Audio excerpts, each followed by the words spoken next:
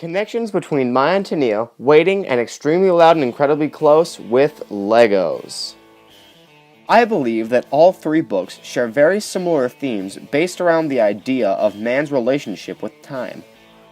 First, My Antonia, by Willa Cather, carries the theme of how man relates with his past. Antonia consistently reminisces about her home country of Bohemia, and after Book 1, of good times with Jim on the farm. Jim also reminisces about his experiences on the farm with Antonia, along with his friends and field hands Otto and Jake. They both feel that the past is almost a better alternative than the present. Mr. Shermida even goes as far as to kill himself over the past, as he cannot find the same joy in America that he could back in his home country of Bohemia. In fact, the entire book is written as a memoir of Jim's past and memories. This broadcasts the idea and theme of how man can cling to his past above all else. In Waiting, by Ha Jin, the book's theme revolves around man's relationship with the future. Lin Kong and Mana Wu both wait 18 years so Lin can divorce his wife Shiru so Lin can be wed to Mana. They are optimistic about the future and are sure that nothing but good times are to come. Lin then finally divorces Shiru and is married to Mana Wu, but unfortunately for the both of them, their marriage is not peaches and cream. Their relationship crumbles as a married couple. Mana is then stricken with a fatal heart disease, which will kill her in only a matter of months. Lin then regrets his decision of divorce and remarriage and goes back to his ex-wife to beg for forgiveness. This shows the apparent theme of how the future can often be misinterpreted by man. The book Extremely Loud and Incredibly Close by Jonathan Safar and Foers explores themes of both man's relationship with the past and future, and how the past can impact our future.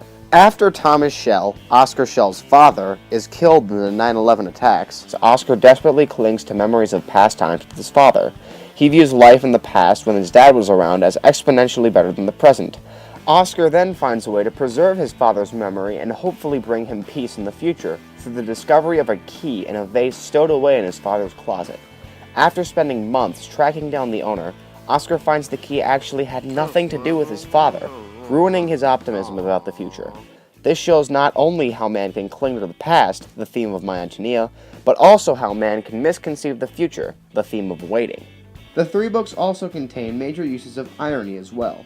First, in My Antonia, the Shermidas immigrate to America in hopes of escaping a life of poverty and labor, but in America they are met with significant farm labor, forcing the young Antonia to take to the fields, and Mr. Shermida ends up eating a lead sandwich because of the trials the new country brings. In Waiting, Lin Kong and Mana Wu wait an excruciating 18 years so Lin can get a divorce and be married to Mana. When they are finally married, their relationship is terrible and Lin regrets his decision and then crawls back to his ex-wife for forgiveness. In Extremely Loud and Incredibly Close, Oscar finds the mysterious key that will hopefully unlock some closure toward his father's death.